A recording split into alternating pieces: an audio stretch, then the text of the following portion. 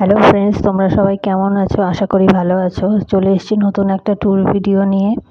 তো অনেক দিন ভিডিও আপলোড করা হয়নি, শরীরটা ভালো ছিল না বলে। তো আমরা পয়লা বৈশাখের দিন গেছিলাম হাওড়ার জয়পুরের হনুমান মন্দিরে। তো জায়গাটা তোমরা অনেকেই হয়তো চেনো।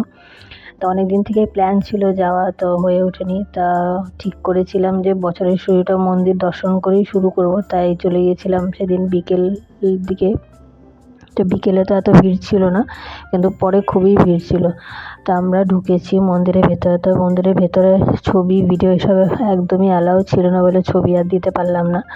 তো ভেতর থেকে বেরিয়েই তারপরে নিচে আবার একটা মন্দির আছে, সেটা হচ্ছে হনুমানজির বাল্যকালে যে মারুতি হয় তার মন্দির। আর বাইরেটা দেখো খুবই সুন্দর, পাথর দিয়ে পুরো কারুকার্য করা। উপরে নিচে একদম পুরোটাই পাথর কেটে কেটে মন্দিরটা তৈরি হয়েছে। এত সুন্দর, মানে না আসলে তোমরা বুঝতেই পারবে না। আর ওখানকার ব্যবস্থাও খুব ভালো ছিল। মানে একদিক দিয়ে এন্ট্রি, আরেক দিক দিয়ে বেরোতে হয়। তো এই ব্যবস্থাটাও খুব ভালো ছিল ওখানে।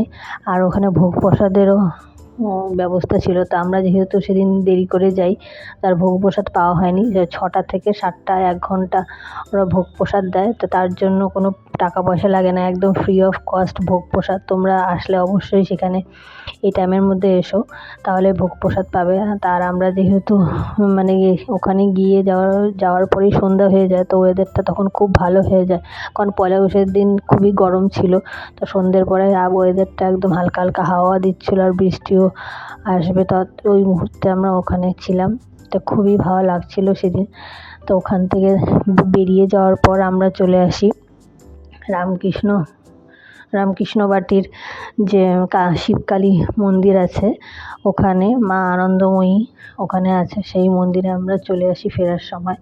তো ওখানেও সেদিন মায়ের দর্শন করি, কারণ যেহেতু পয়লা বৈশাখ, তো আমরা সেদিন মায়ের দর্শনও